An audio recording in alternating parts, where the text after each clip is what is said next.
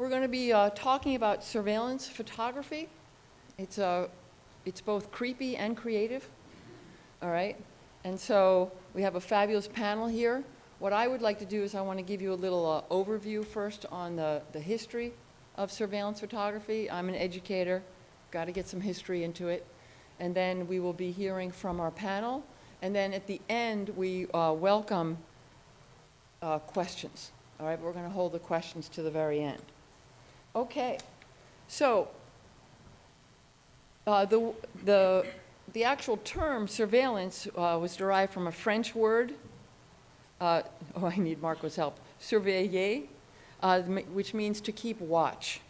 All right, and the surveillance camera, as you know, has been used to police borders, assist wartime, to gain advantage over political enemies, or simply to gather information.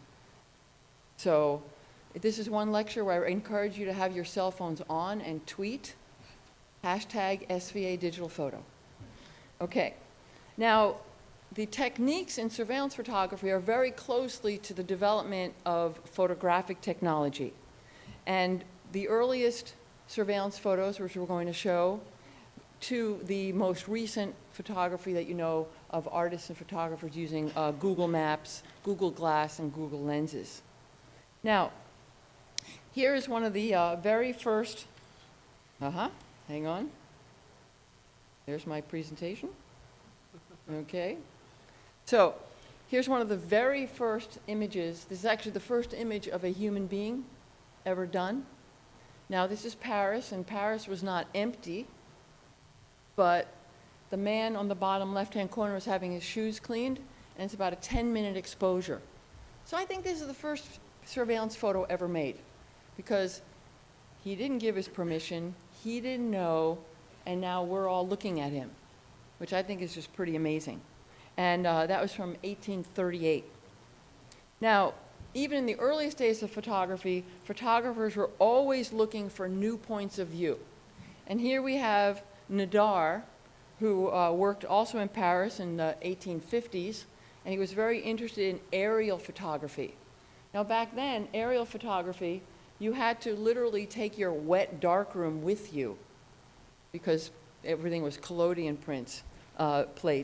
And so here he is in his balloon to do aerial photography. It took him 3 years to develop the process, but I also love compositing. And this is actually how they did that photo. This is his wife. Do you like her expression? You know, she's like, what am I doing in this basket hanging from a pole? Okay. But aerial photography in 1906 was incredibly important because it was used to document the destruction of the earthquake in San Francisco. And the photographer that did that, his name was George Lawrence.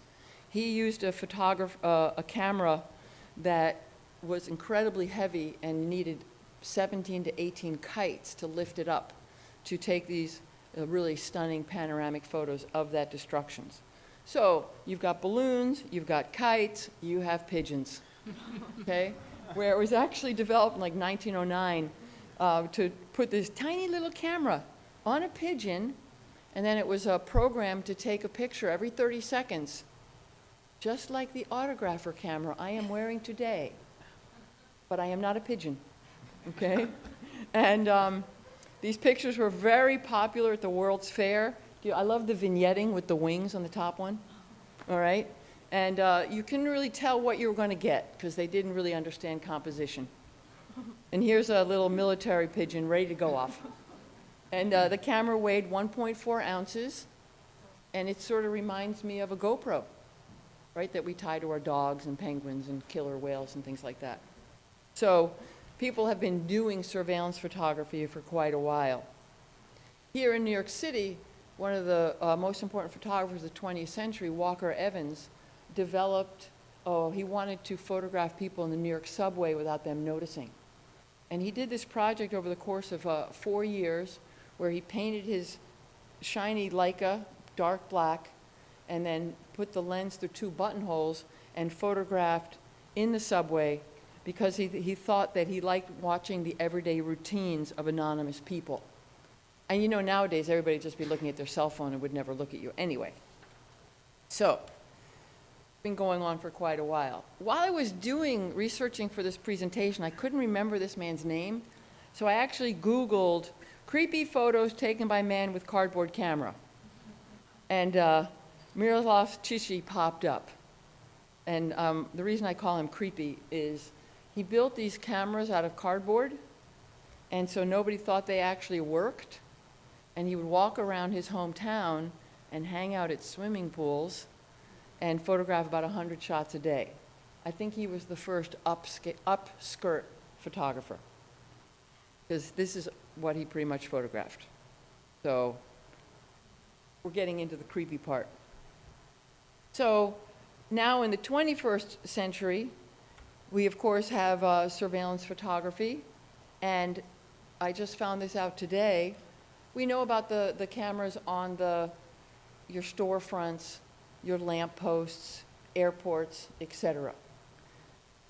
The University of Washington developing a system for cameras to speak to each other. So you know how sometimes when something happens and the police say, "Do you know this person in this video?" and they show like a 5-second clip from a security camera, and then that person's gone. Well, the University of Washington is working on a system that they can recognize you, and the cameras will be able to talk to each other, so they'll be able to follow you down the street, around the corner, and keep tracking you based on the color of your clothing and how you walk, which is really very, very creepy. So we're being watched, but I think more importantly, we're giving up an incredible amount of information about ourselves. And Eric Snowden said a few weeks ago that if you care about your privacy, you should stay away from Dropbox, Google, and Facebook. But then I would never know what my students or husband are doing, all right? So I think in the past, surveillance photography has always been very active looking out, but I think it's very important for us to understand how much information we voluntarily put out there when we search for a vacation spot or the right cream for a skin rash, all right? Or when we say what we're doing, or the GPS information in all of our photos, all right? So there's a lot of very important issues for us to address today, and I'm thrilled that we have a fabulous panel here. I'm going to read their brief bios. Believe me, the bios do not do them justice, in the order they're going to be presenting, and then we'll take questions afterwards. All right, so first to present is going to be Christopher Gregory. Chris, as he goes by, is based in New York City, and he works extensively in his home country of Puerto Rico. His current project, which Chris is showing us tonight, Los Carpinteros, focuses on telling the story of one of the largest surveillance projects conducted by the U.S. government on its own citizens. Okay? Then we have Hae-Rung Min, who's a graduate of MPS Digital Photography.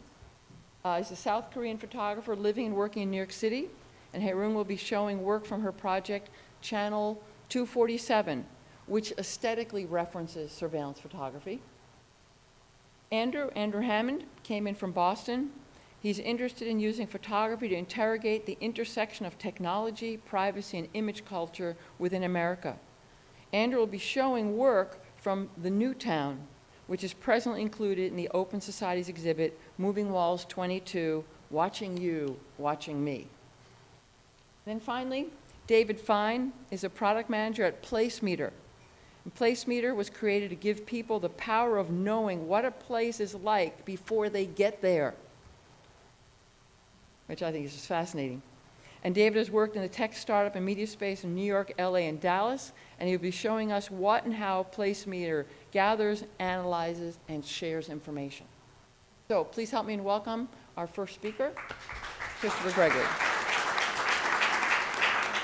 Okay. And I will start your, I'm also the tech person. Like, great. Okay, so I just have to do that. Thank you. And thanks everybody for coming out. I know it's a little rainy. So can we pause this though? There we go.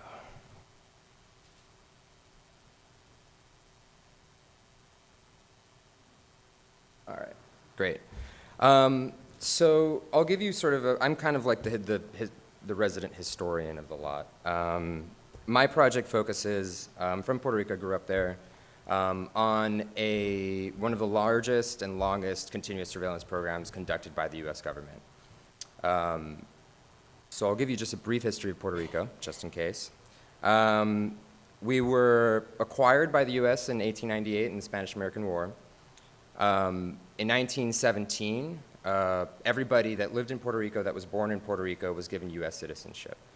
And basically, what was interesting about that particular legislation in 1917 was that there was a sense that, like Cuba and later like the Philippines, the territories that were won in the Spanish-American War would eventually become independent.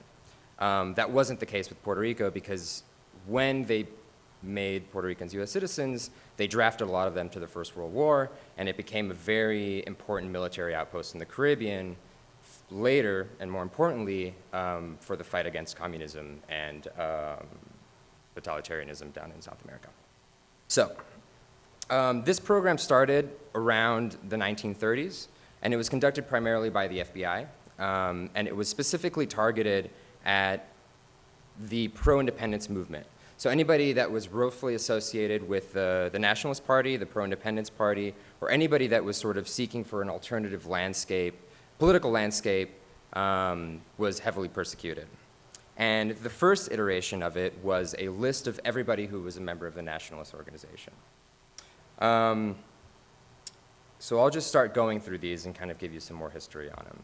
These were compiled by essentially what was the secret police in Puerto Rico, which is the intelligence division of the Puerto Rican Police Department. This particular division and the Puerto Rican Police Department was founded by a few members of the police, of the insular police, that were heavily trained by the FBI. And so a lot of the money from this, for this particular program came from the federal government and the FBI and a lot of sort of initiatives like later on COINTELPRO. So this is what you're looking at. So essentially, my project focuses on sort of select people that are a good indicator of what the extent of this program was like. This is one of the largest ones. It's about 4,000 pages, and it's basically 30 years of this person's life documented. What you see inside of them are newspaper clippings, if they were politically active. If they weren't, you know, who they had coffee with. They have timelines, 9:30, 9:35, left, you know, the bodega. And there was sort of the level of like how they intervened was anywhere from you had no idea you were being surveilled to this man who was a university professor and had an undercover agent in each one of his classes for about 20 years. And then, so this is one of the earliest artifacts I have, which is from 1949, a year before a particularly violent revolution in Puerto Rico. And it's a surveillance note of people coming out of this building, which is now actually a really nice bar and restaurant if you're ever in Puerto Rico, but used to be the nationalist headquarters. This is Josie's carpeta. She basically was targeted as a result of participating in rallies. So she showed up to, in a pro-independence rally, and she was also very involved with particular political prisoners that had been imprisoned during demonstrations or violent acts in the US. But she had no idea that she was being surveilled.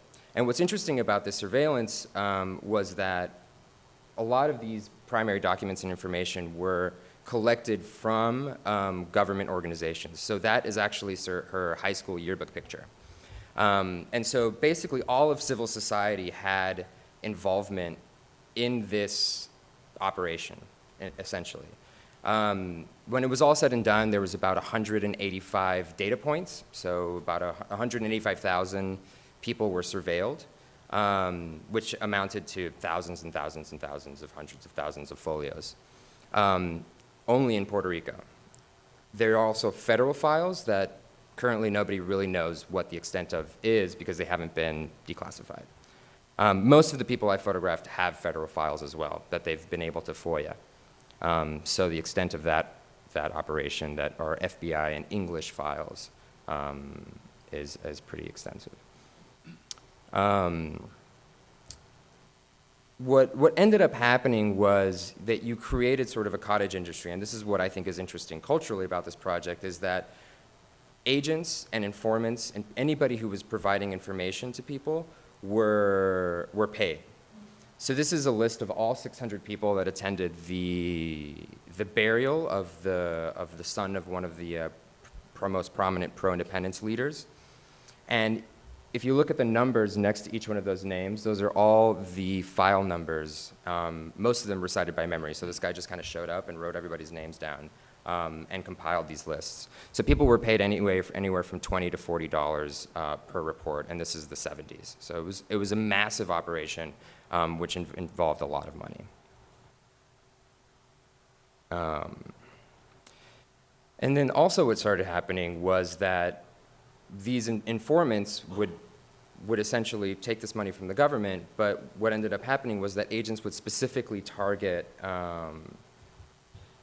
spouses, brothers, sisters, neighbors. So what ended up happening was that everybody around you may or may not be an informant, and on top of that, when this eventually came out in the 80s, I'll talk about when that moment was, people found out that brothers, sisters, spouses, their neighbors, people that they thought were the closest to them had been informing on them to the police. And what that meant was that you couldn't hold a job. You couldn't work in any public, enterprise. I mean, you couldn't work for the government.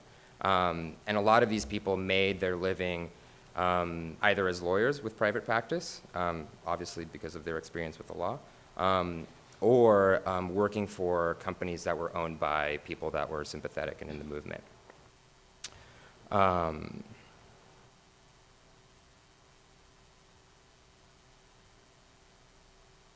So here, this is actually a really interesting carpeta. So here you can actually see the names of the FBI agents that signed out as sort of a chain of custody of the carpetas. What ended up happening in sort of the late 60s and 1956, from 1956 to about the early 70s, was COINTELPRO, which is a program started by the federal government targeting any leftist and communist movements in South America. Famously in like El Salvador and Nicaragua and like all these other places. But in Puerto Rico, it was essentially a domestic fight. And the FBI had a much larger kind of cache of resources to give to the Puerto Rican Police Department and to conduct their own surveillance in Puerto Rico. And part of that at that moment was also very intense kind of gag laws and legislation that were aimed at making flying a Puerto Rican flag illegal and participating of any demonstration also illegal. I was actually a photographer. So basically, like anything that you did that was relatively politically subversive, and by the 70s it was labor movements, feminist groups, or anybody that was remotely sort of trying to propose an alternative landscape. And what's interesting, I think, about this project and what I'm trying to kind of convey is that, I myself was a person that didn't really think about surveillance and wasn't really, sort of engaged with that idea, that notion that, I want to protect my privacy, like we all do. But what I think is important and what this project shows is that the potential for abuse is really where what we should be talking about. The surveillance itself, out of all of these folios and all of this surveillance, nobody was ever convicted of a crime from evidence that came out of these files. But I think a whole series of like 3 generations of Puerto Ricans weren't able to exercise their political speech in fear of the authority. And this is also a really early artifact. This is in 1947. This is a march to commemorate a pro-independence rally like back in 1800s. But you can sort of see with pen like each one of the numbers and everybody identified in the rally. And this is 1946, 47. And this is directly FBI agents that were trailing these particular groups of people. This is interesting. This is the first meeting he ever went to the pro-independent student federation. So the pro-independence, it's hard to translate. The pro-independence student federation was sort of the organization that was most targeted. If you went to a meeting, they immediately wrote down your name on a list, and a file was open on you. And this is the first entry in this person's file, which is the first meeting he ever went to. So if you never went back, your file would be 1 page. But if you continued in the movement, then you would be followed. He was followed home one night, and the 2 cops basically manipulated a shotgun when he stopped at a red light. And you know, the fear and the intimidation of the surveillance process was so strong that, you know, I mean, he didn't know if he was going to go to sleep that night or if he was going to get shot by the cops. This is one of the most tragic stories, which is of Doña Pupa. She was a big, sort of a prominent leader in the movement, and founded the movement Pro-Independence, which is one of the organizations in Puerto Rico. But she owned 2 pharmacies in her life. The first one was blown up by the police, killing 2 employees, and she was framed for bomb making. That's actually a picture from I want to say 30s. It's 1960 something. And she had to leave her hometown of Mayagüez and move to the city and start another pharmacy. When she started that, it was also firebombed, killing nobody, but she was framed again. And because of her political prominence, it was in the newspapers. And this is her now. She's really cute. But basically, sort of the gist of it is, I think that when we talk about surveillance, the idea that you know, I have nothing to hide and that we're sort of surveilling ourselves, right, by posting our statuses on Facebook and saying that we're here, we don't need an informant. But the potential for abuse is real, and I think that really it lies in the power to control speech. Anybody sort of in Puerto Rico who wanted to join this movement was completely singled out and sort of thwarted from even being able to assist a rally and sort of meet people. Her son was actually very active in the movement, and to sort of give you an idea, and this will be my last story, of the extent of it, was that she was his bridesmaid. She was the godmother of his first child, and gave him his first car. And this was a relationship over 25 years. And it turned out that over those 25 years, he was the agent assigned to surveil her that entire time. And, you know, he came over to eat every night. So the relationships and the potential for the institutions to abuse not necessarily the information, but the act of surveillance, I think is an important kind of conversation to have, especially going forward now that the NSA and all of these things are sort of coming to light. So that's it.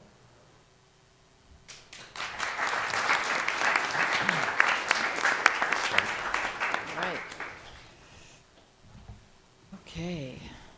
That should get out. Okay. Hey, Rung, I'm going to get your presentation here. I got it.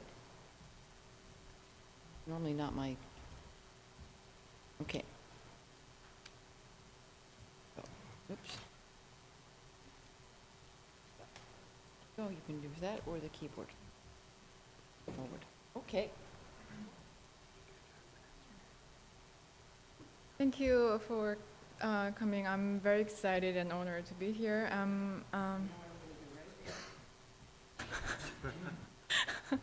Okay. The project I'm going to share tonight is Channel 247 that I made in 2010 in Brooklyn. For this series, I photographed passerby and neighbors from my place throughout the window frames treated as TV.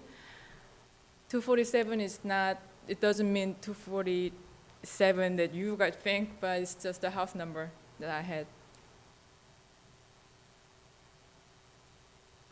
One day, my husband, a boyfriend at the time, and I needed to rearrange the furniture in the house, and we've decided to move the dining table near the windows in the curved constructed in the living room. And we sat next to each other, not facing each other. And from that day, I just happened to start watching out people from the windows every day and all day for several months. Well, I've always loved to take a window seat whenever possible and get lost watching people for hours at a time. So it was not a surveillance photography project, even though it looks like the photos were taken from Google Street View before people blur the subject. However, it has the point of view of surveillance camera aesthetically, and I think I played in the borderline between public space and private life. Most of the time, my subjects are in the public place, and I don't have any intention to break the privacy in for my photography project.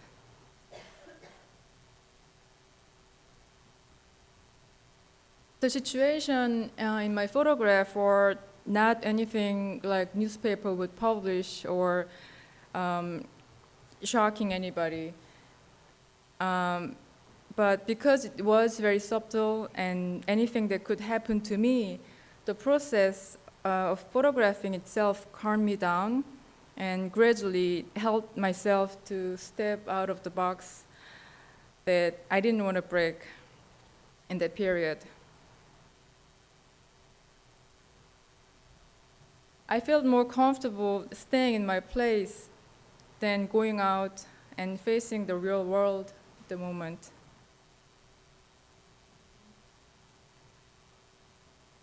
In my own imagination, I could walk as they walk.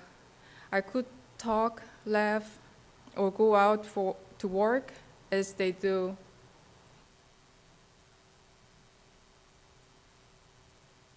And I found myself living vicariously through them, their lives becoming my own.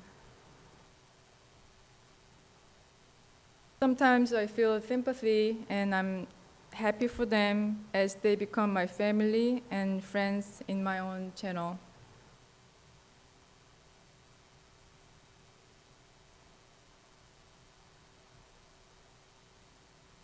This might be only photograph that my subject is in his house.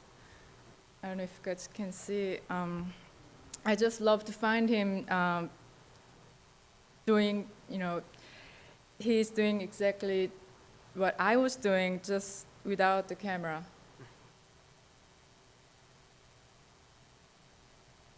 Sometimes the channel had a special seasonal broadcast, such as Mr. Softy ice cream truck during the summer,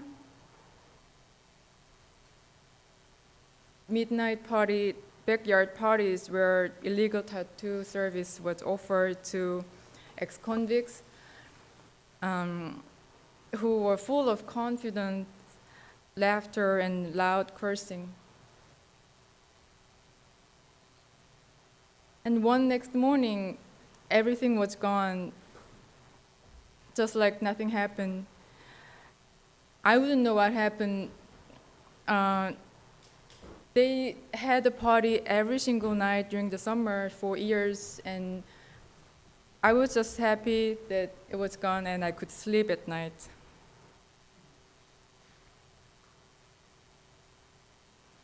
I also like to find a little sense of humor that people put on them, or little and quiet, simple gesture that they made was very peaceful, and I could get lost in thoughts watching them. Also, we had the West Indian American Day Parade at 4 o'clock in the morning. And the next day, everybody's like, whole neighborhood or festive and very normal to, very casual to see them costumed like that.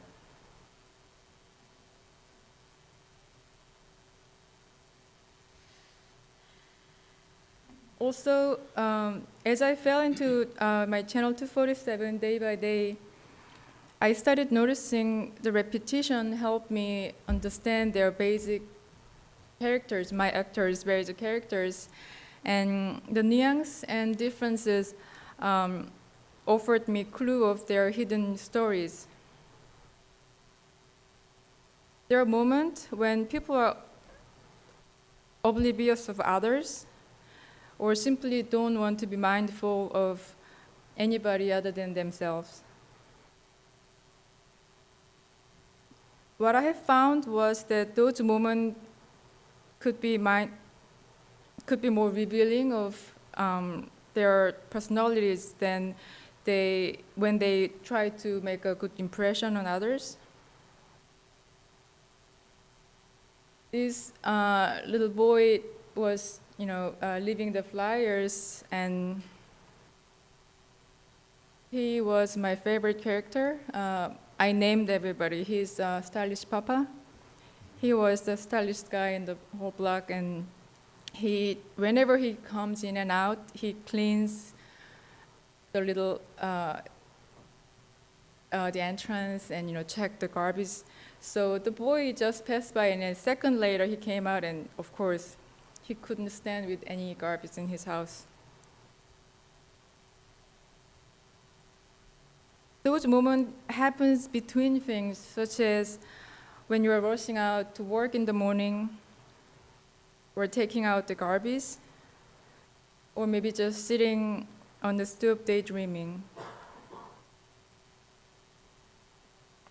And of course, there's a day that I don't want to see the channel. Rainy day, I just shut down and nobody came, and I just enjoy myself without TV.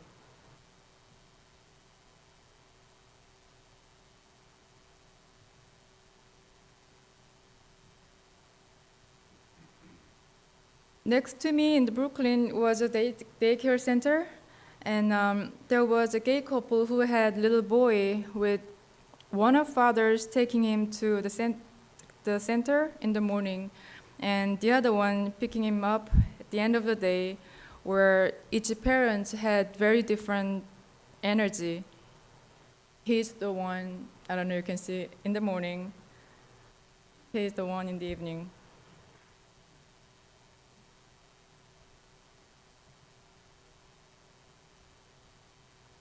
And I could see each parent has very different personality. How the parents treat their kids can't hide their emotion on the given day or in individual character. Here again, Stylish Papa. However, they might never imagine how all that information might be so obvious and plain to see.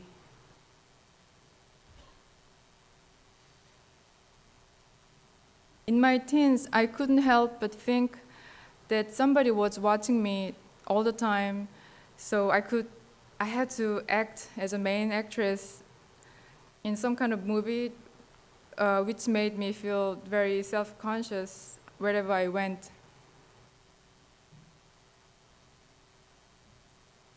It might be typical of many other teenagers, and it might even play a part in how one creates a sense of self.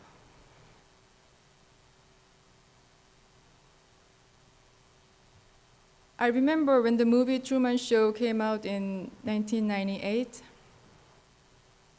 It opens with a question: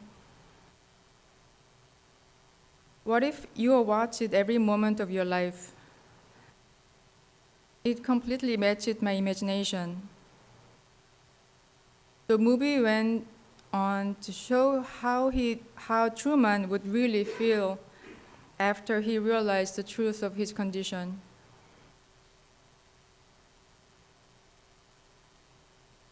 which lead me to ask, how different is our behavior when we are conscious of others around us? And what do involuntary actions tell or reveal about us?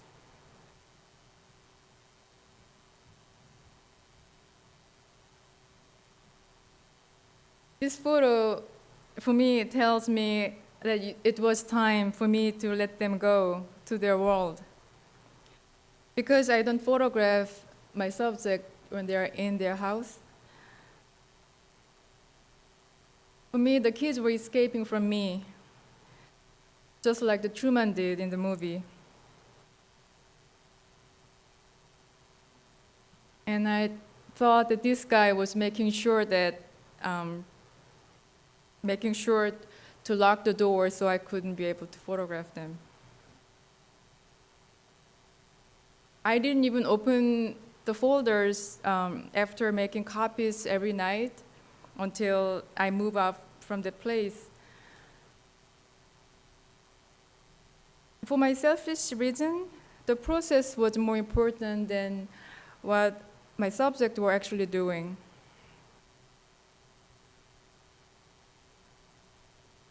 In the end of the project, it proved that I was the one who was trapped in the little box.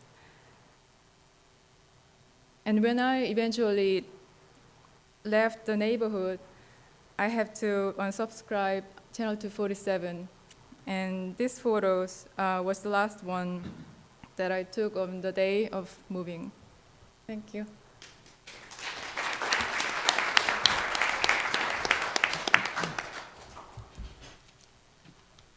Okay.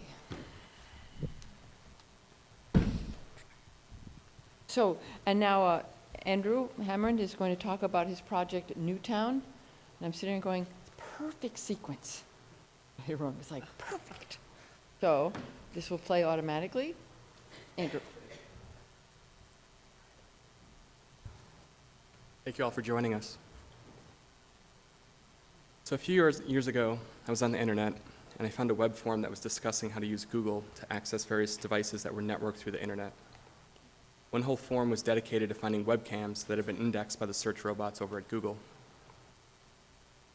So I started looking through all these webcams. There were a few thousand results. Some were boring cameras on an empty dog cage. Some were security cameras inside a mall. Some were just of an empty parking lot at night. All fairly uneventful cameras to watch, but every camera that successfully loaded was exciting regardless. You never knew what you would see when the next image loaded. Eventually, I stumbled onto the camera that I made this work from.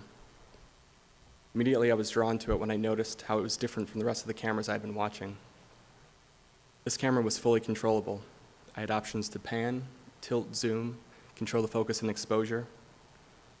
Besides this, when I panned the camera around, I noticed I had a full 360-degree angle, or degree of view from the town, and a highly elevated point. So I started watching. Some of the first people I saw on the camera were a mother and daughter, simply walking down the street. Just seeing the motion on the camera was fascinating for some reason, so I zoomed in and started making photographs.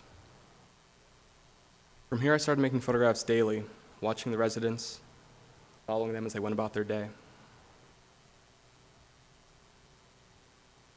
And nothing was happening. It was totally boring and uneventful. But there was something strange and exciting just about being able to watch and control this device. Once I'd been making these photographs for a few weeks, I decided I wanted to try to do some research and find out more about the camera. So the first thing I did was delete the syntax of code in the URL, and I just went to the IP address that the camera was located on. So by doing this, I was taken to an email login page. I took the email address that was there, and I started Googling around to see what I could find. I found that the email belonged to a housing developer who was the founder of this new small community in the Midwest. I soon found out that the camera I'd been watching was in fact this town's webcam. It was located on a cell phone tower that was mounted on top of a church in the center of this town. As far as I could tell, it was owned by this housing developer and used as sort of a tool to promote the town. So visitors to their website were invited to use this webcam to explore the town and see what it had to offer their families. Beautiful new homes in a planned community, green parks for their children to play in, white picket fences, a perfect utopian small American town. So for over a year, I watched and photographed this town, researching along the way. Interestingly, I found out why the plot of land had not been developed on until the developer purchased it. The land that this town sits on, it sits within a 500 and 100-year floodplain, meaning statistically within 100 or 500 years, the town could possibly be destroyed by a catastrophic flood. Also, the area is near the New Madrid seismic zone, which is a major fault line in the Midwest that many say is overdue for a major earthquake and that FEMA says could result in widespread damage and social and economic loss. Websites and documents I found for the town discuss the values of the community and their expectations for their citizens. They promote the town as a mostly walking community. They encourage neighborly interactions. They talk about children playing happily in the playgrounds and even taking the family for movie night in their outdoor amphitheater. What I find bizarre is that by the founder installing a webcam to promote the town and its values, he took away the privacy of the families playing in the parks and the children swimming in the waterways and the couples drinking coffee at the outdoor cafes. Can the idea of a small, quiet American community exist when you never know if or when you are being watched, or more specifically, if you don't know by who? I'd like to point out that none of these images are altered or photoshopped. The extreme pixelation is caused by the low resolution of the camera itself. And because these are literally screen captures, there are two types of what I'm equating to a new photographic grain almost. One are the large blocks of colors, which again are due to the low resolution of the camera, the webcam. And the second are actually the fine pixels, which are from the resolution of my screen display. So these images were made and accessed in an entirely virtual manner. I think this is an important aspect of the work, as our world has been shifting towards an entirely virtual and digital system of networks.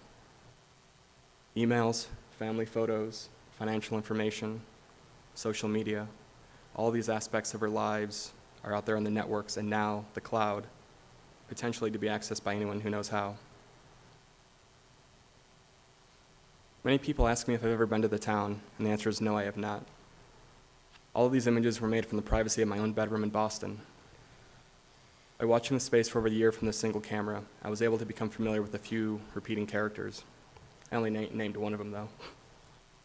One citizen I was able to see on almost a daily basis is this one woman who lives closest to the camera. You've seen her once or twice already, but first time I saw her, she was sitting on her porch, and I watched her for about an hour.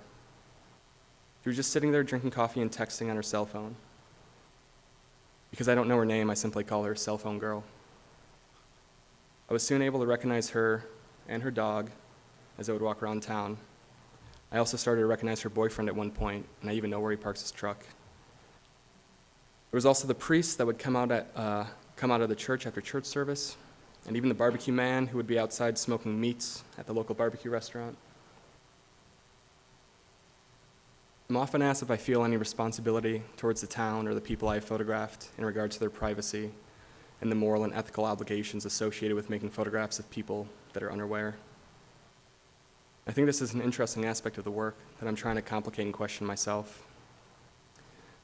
I should mention I have made an effort to not include many identifying aspects, such as street names or house numbers or license plates on cars. And even if anyone wanted to try to identify these people in the photographs, the low quality pixelation or the pixelated images, they don't really hold up to scrutiny. Their identities are kind of obscured by the technical or technological limitations. And on that note, I've always been fascinated by the fact that much of our technology has no sympathy and no discretion.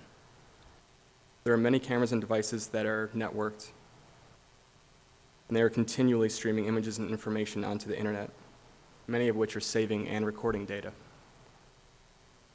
Of course, this is changing.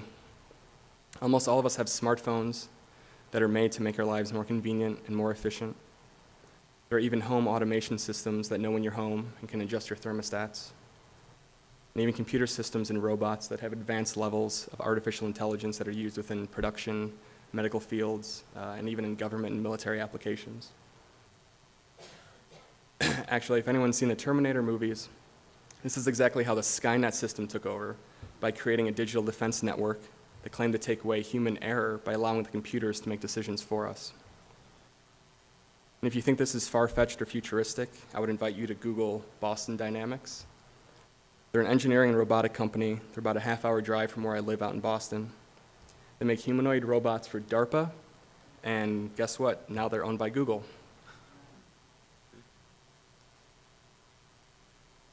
So I guess we haven't seen killer Google robots take over the world just yet, but even the idea of one of the biggest internet companies owning a robotic manufacturer that works for a government is quite interesting.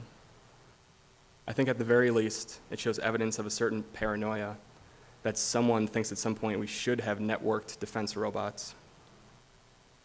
Bring this back to the photographs. This camera may have been installed as a fun feature on a website, but the reality is this is a simulation of what is happening on a much larger domestic and international scale. The main difference being that the large-scale surveillance happens behind closed doors and collects much larger amounts of electronic data on us. So I started making these photographs about 2 months before the Boston Marathon bombings. I was actually sitting in my apartment about 1.5 miles away from the bombing site, making these photographs as it happened. I wasn't directly physically affected, but it was still a confusing time for everyone in the area. Cell phones had been disabled in the city, apparently because they could be used as detonation devices.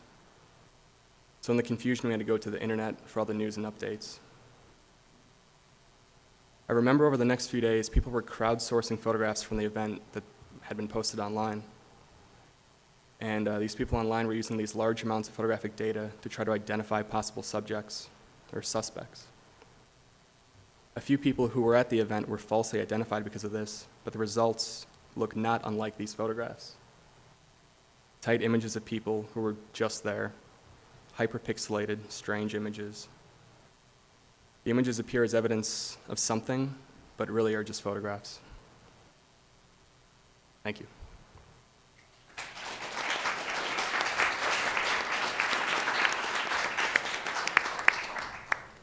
That was the creepy part.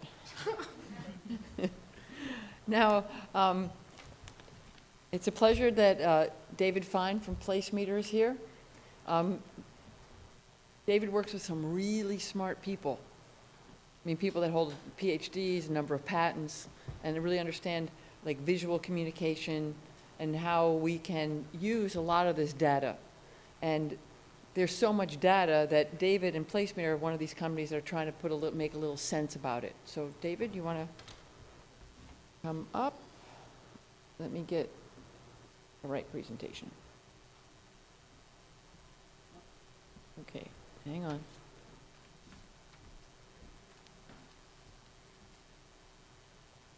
Okay, good. Great. Hi, I'm David. That was incredibly disturbing, and I know Andrew considers that a compliment. So I'm here to, it's really apropos, and I think Katrine did this intentionally, that I'm going right after Andrew, because I'm here to talk about Placemeter, which is a company that's trying to take what we just found so disturbing about Andrew's work and make it not disturbing and understandable to people.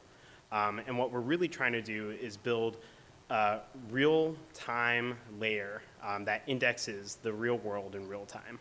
What that actually means, we'll get to, but first I want to talk about cities and how they've been growing over the past few decades. So this is a chart graphing city population growth in the United States from 1950 to today.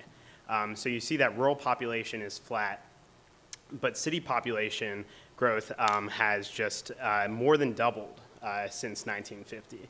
And it's a story that's pretty old in America, actually, of growing cities. It started at the turn of the century, and it's not stopped since. But what a recent development is that increasingly these cities are digitized. So in 1994, we have Netscape, which is the first consumer web browser, the first way for people to really access the internet in an easy and understandable way. In 1998, we have Google, which indexed the internet. And then in 2007, we have the iPhone, which brings all of that mobile and ushers in this new age of mobile digital movement throughout a city. So the first implication that we derive from that is Uber. Without these distributed networks of mobile phones everywhere, Uber couldn't exist. But there are kind of these larger implications and movements that are emerging out of these large mobile distributed digital networks that layer atop these large urban physical dense layers.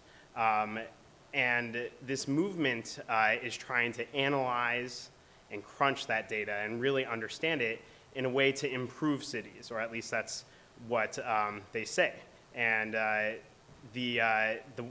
the name that has emerged, the buzzword, so to speak, that has emerged out of this movement is the smart city movement. And I'm sure many of you have heard of it. It means a lot of things to a lot of different people. But in its essence, it's really about quantifying a city, understanding a city, and then using that understanding to change a city. There's a lot of debate around whether or not this is actually a good thing to be doing. So there are people who see the smart city movement, and on the horizon, they predict dystopia. They think that we're going to wake up one day and be in the plots of 1984 or A Brave New World. And there are other people who see the smart city movement and quantifying movements throughout city, people and cars and vehicles, bicycles, basically anything that you can quantify in public spaces as the future of cities, as the way to move forward and improve cities. So Placemeter sees ourselves as sitting at the intersection of those two views to a certain extent. We think there's a lot of merit in the smart city movement, and that that eventually humanity will benefit greatly from quantifying the way we move about cities. But at the same time, we think there's also merit in the fear that people have of quantifying every single thing we do. And so what we're trying to do is create a very large, very distributed data layer that explains how people move about cities without surveilling them, without infringing on their privacy. And the way that we do that is most ironic because we do it through video feeds. So this is a video feed. It's of Times Square. You might recognize it.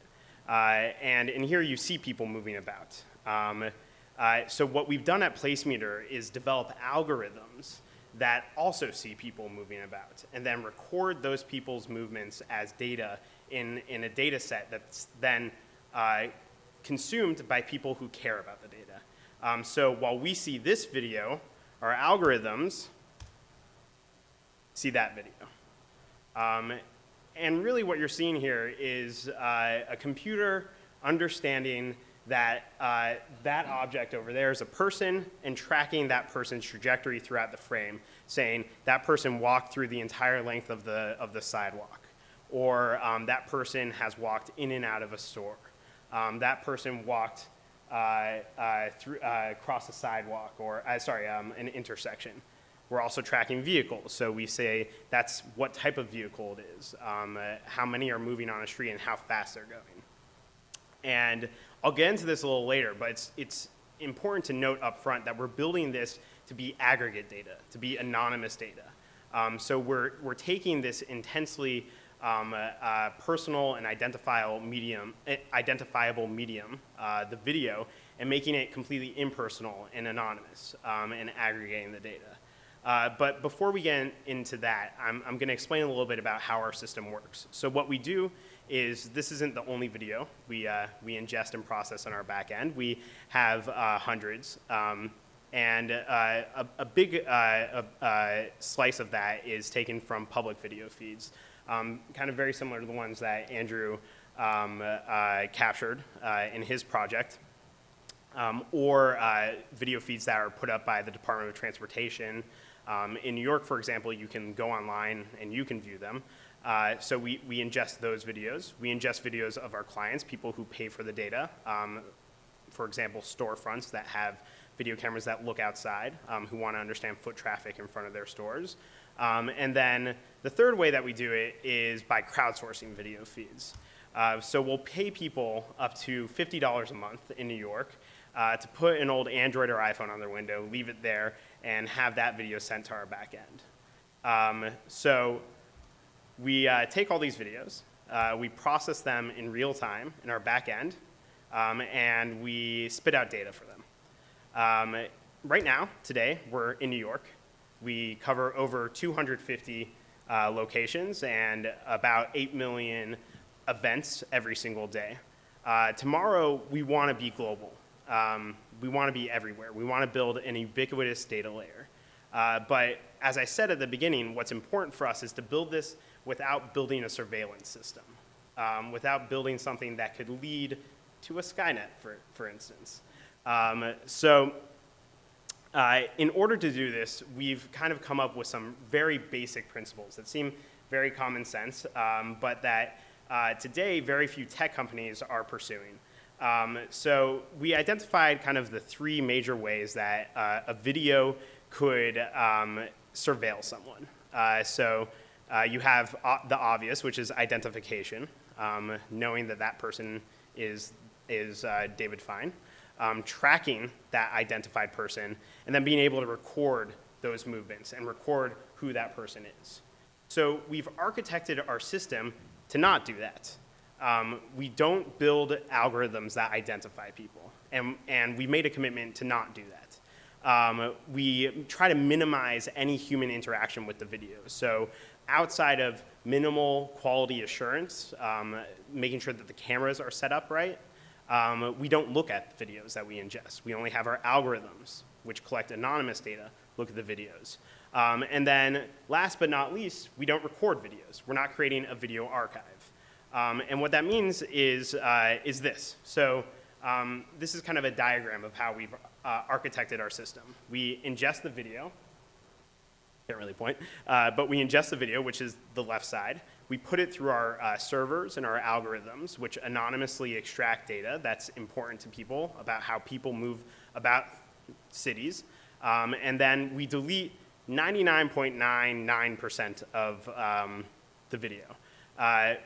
The important caveat, and it's important that I explain this to you because I want to be upfront with how we're developing our system, is that we record less than 0.01% of the videos because we need a way to gauge the accuracy of our algorithms. And the only way to really do that is to look at random recordings, very small recordings of our videos, and compare them to what our algorithm outputted in terms of how many people are walking on the street.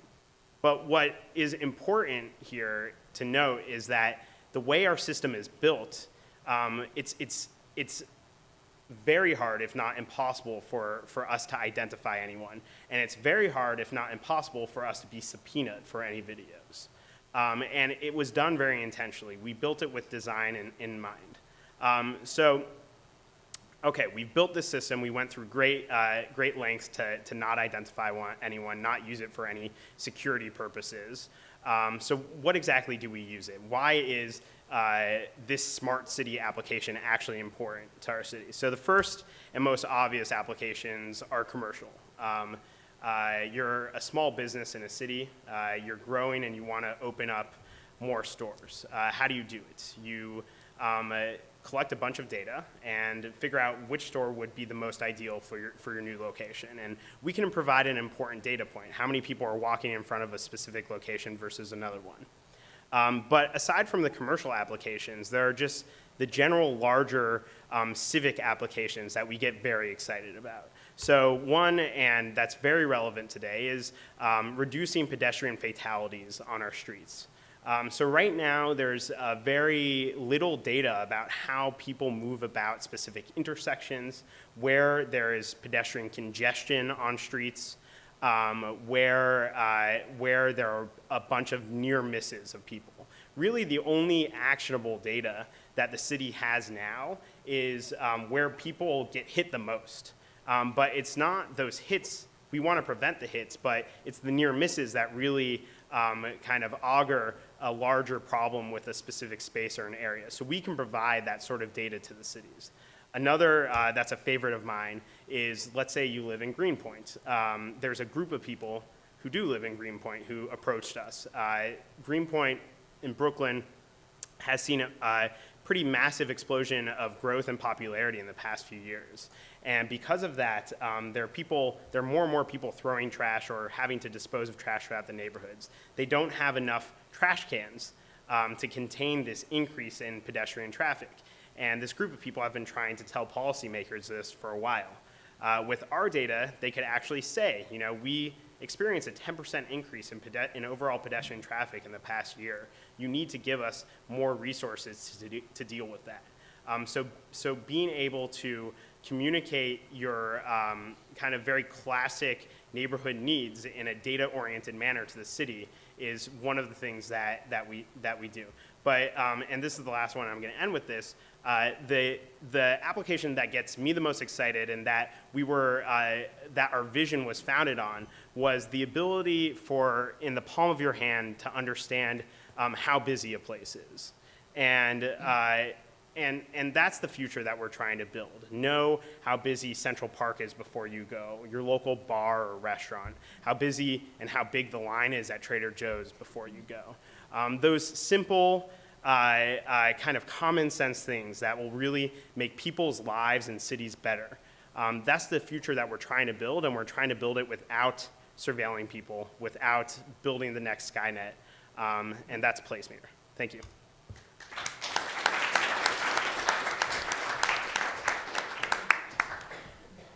Fascinating. But I have developed a skill of shopping from that line and whole recipes of things you can reach from the Trader Joe's line. Seriously. So I'd like to open it up to questions. If anybody has any questions. Okay, I'm ready. I know I have a question. So, and if we do have a question, unless I'm saying we have to repeat it. So Chris, for me, the obvious question is how did you get access to all of those stacks of paper and archives and people? So what ended up happening was that in 1978, there was a really famous, essentially entrapment of 2 students by an undercover agent. They were taken to the top of this mountain under the pretense that they were going to blow it up in an act of patriotism. And when they got there, they were ambushed by about 8 police officers and assassinated. In the investigation of that particular incident, the existence of a secret police came out because a few of the agents that were there were, especially one of them, who was recruited out of high school. And in the investigation, it sort of came out, and then in '88, in the summer of '88, on a radio program, a government official kind of slipped and said that, of course, everybody that was pro-independence was being surveilled and had files. And so that prompted a big investigation, and there was a big court case, and the Supreme Court of Puerto Rico basically said that the information that was contained in those documents belonged to the people that, that it belonged to, and gave it back to them. Mm-hmm. So what's interesting, and particularly I think sort of why this project sort of has a big resonance, especially in the States, apart from the fact that this exact same type of surveillance was done on the Young Lords here in New York and the Bronx and on the Black Panthers and all of these, sort of social movements, is that it's an unredacted look into the technique of surveillance. And it's physical surveillance. It was completely unwarranted and unconstitutional wiretaps, and literally people following you. So I think that it's, those documents, thankfully were returned and are sort of a touchstone of like how surveillance actually happens. But of course now, there aren't 2 dudes parked outside your house. You would never know.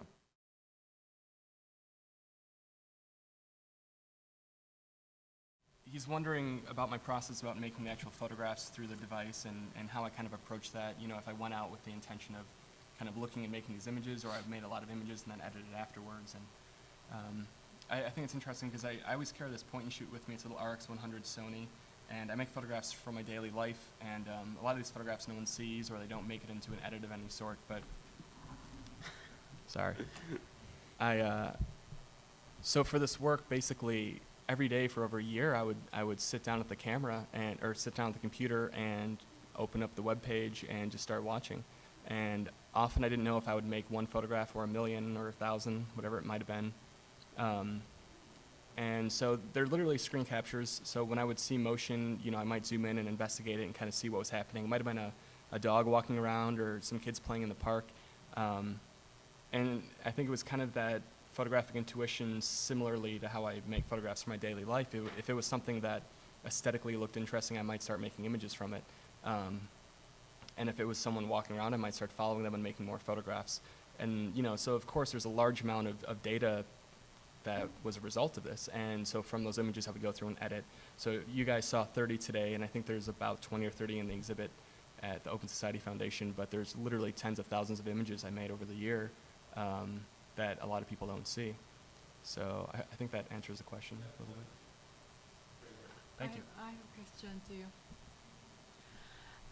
Just, I found it interesting that almost how we photograph, you through the web camera, and how you also, got the video from the street. It's all the same, they don't know we're taking photos, but because of the different purpose, the subject in your photo, for me, looks all suspect. And for your video, yeah, they're anonymous. And for my photo, they're different than how your subject look like. Or did you intentionally edit that? Well, I think one of the main differences you're recognizing is I think yours look a little more neutral, and it looks more like a neighborhood photograph and kind of calm light and activity that you would see in a neighborhood. And I think this, the videos you shared, it's a lot of cityscapes, but you also have these weird digital overlays, and you understand there's an intent other than just looking.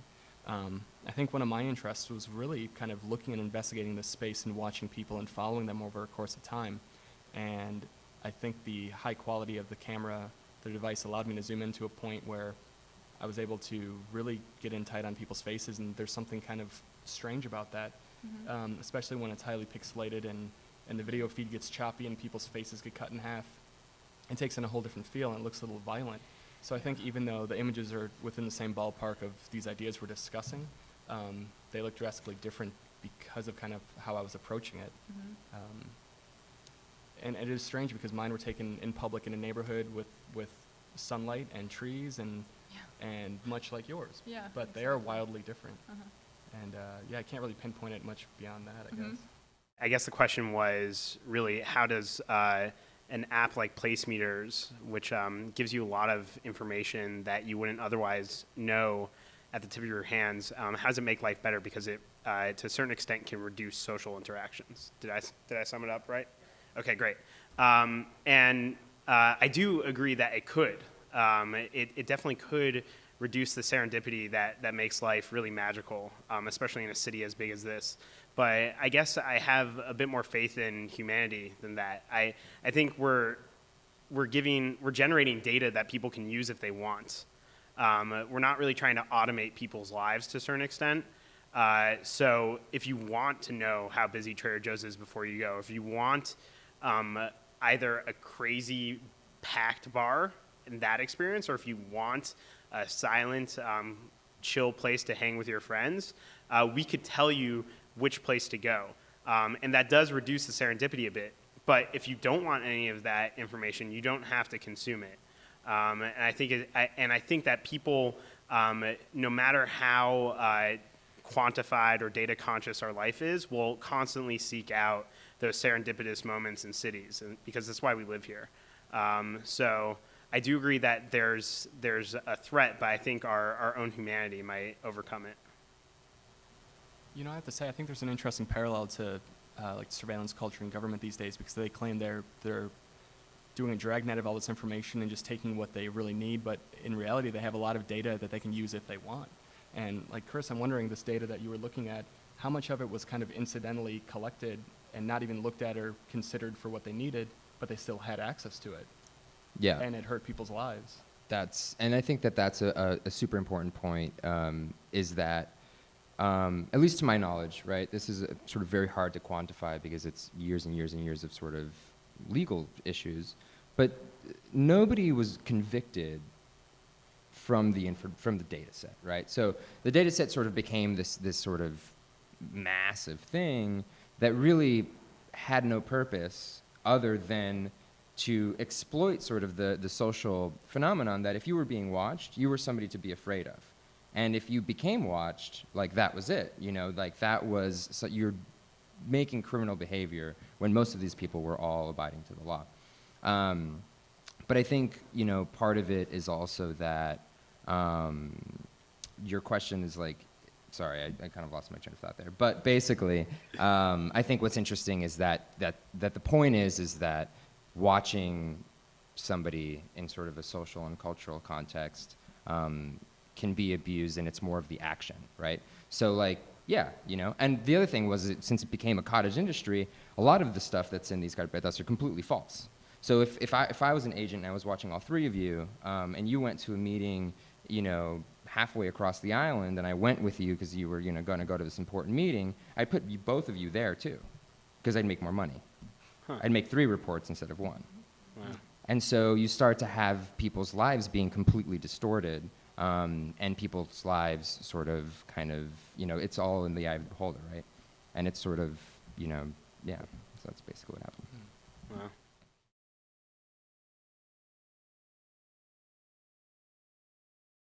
Yeah, I mean, so like 185,000, the number varies, but were given back.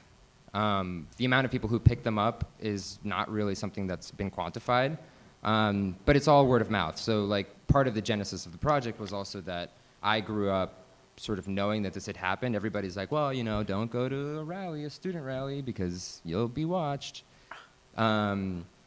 But when you sort of look at these documents, it really detonates the severity of what had happened and that it's very real. But, you know, I had to do some pretty sort of heavy research and sort of ask through my social networks to find people who had them and then work through them. Because the movement is still very much stigmatized.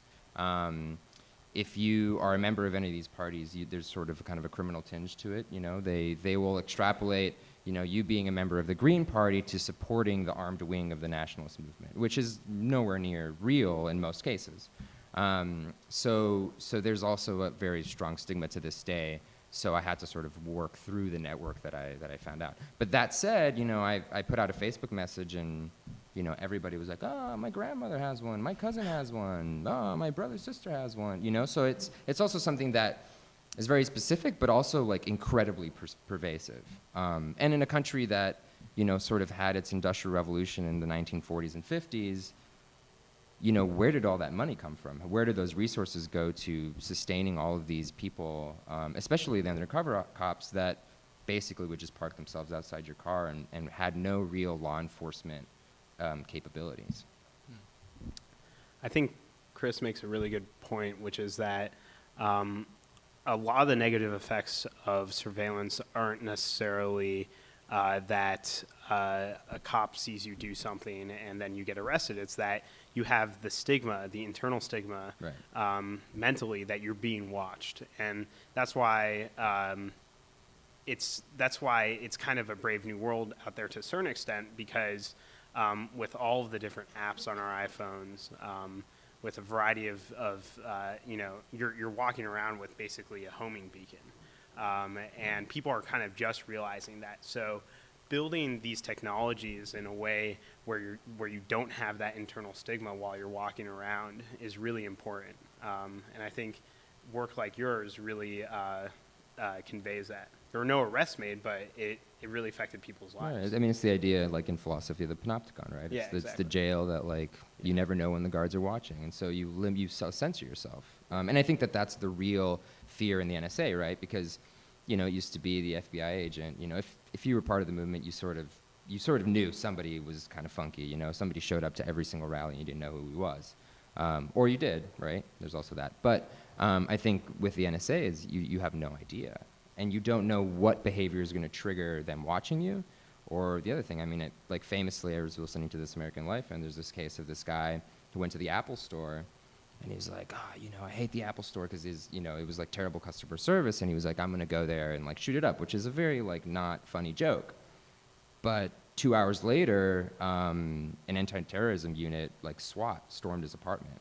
And the guy's like a former veteran, and like, you know, at that point, he was in legal proceedings to sort of clear his name of like really severe like national security charges for posting something on Facebook, which is interesting because Facebook doesn't mine it. So somebody must have seen it and said, oh, you know, report it into the cops. When in fact he wasn't, like, you know, he was nowhere serious about it. It was a joke. So there's that too. So on that note, I have one question to each of the panelists. How do you feel about your own privacy nowadays? And do you worry about it? Do you maintain it? Do you do something? Do you like unplug? I mean, or have you given up?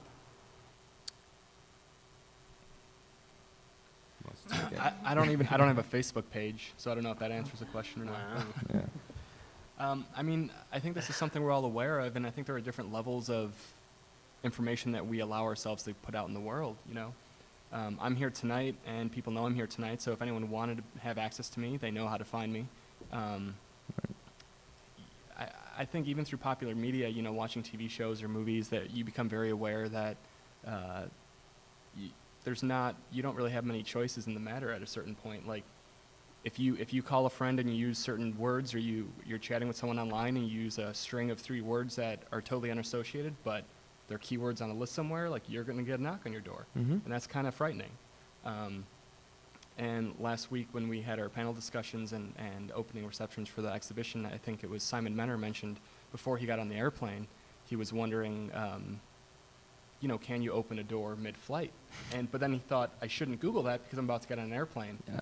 And if anyone has a record of me having a ticket and me Googling this, I'm going to get a knock on the door. Yeah. And so I think there is a lot of self-surveillance and behavior modification that comes along with being aware that it's even possible. Totally. You can't, by the way. I've researched it. Oh, the door? Yeah, and I mean, It's the pressurization. yeah, and I would argue that, I mean, I don't know, and my personal belief is that there's no reasonable expectation of privacy anymore because, I mean, yeah, and people also, it's kind of astounding.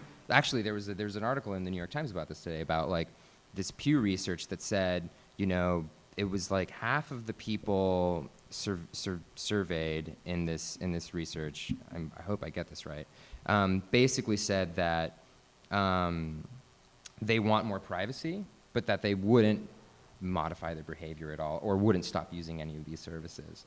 So there's sort of a paradox where people want more privacy, but they also don't want to give up using any of these technologies.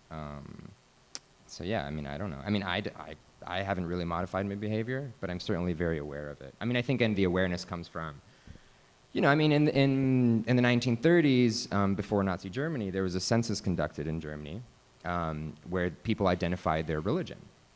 And that was used to persecute Jews and people of that, you know, by the Reich. So the information is out there, and I think what's scary is the potential to abuse it, especially down the line, you know. So I don't know what to do, you know. Right. Yeah, I haven't modified my behavior at all, and I think what you're referencing also are like the people who buy these like $1,000 phones that are supposed to be encrypted and the black phone. I might sound a bit naive, but I do have a little trust in kind of, at least in America, the American justice system to a certain extent. And I know that doesn't win me much favor here, but I really do believe that our constitutional rights are given to us, and that given the right sort of, and it's not perfect, and abuse does happen, but given the right people who are running it, you can have this kind of pervasive information out there, but not a system that abuses it. And I think that's really where the hope is, because the flood walls have already really opened. So I think one of the things that I really feel Edward Snowden did bad for America to a certain extent was it made us too cynical. It made us too fatalistic about how our government operates and how we're treated by our government domestically.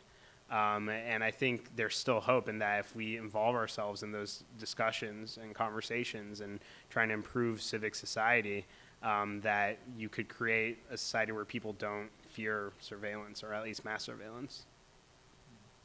But maybe that's just me No, dreaming. no, on that note, I'm going to wrap up. At the School of Visual Arts, there's boxes where every student, staff, faculty member can pick up a copy of the Constitution. Because the president of the school believes greatly in the Constitution and our privilege of voting. And that's the first question he asks incoming class freshmen. Are you registered to vote? And it's one of the last things he says when people graduate. A little problem for the international students because they can't really vote, but. Or if you're Puerto Rican. You're in, yes, you're in an institution that respects that a great deal. And I respect your time, your insights, your talent, your creativity, and your openness of sharing with all of us. Thank you very much. Thanks very much.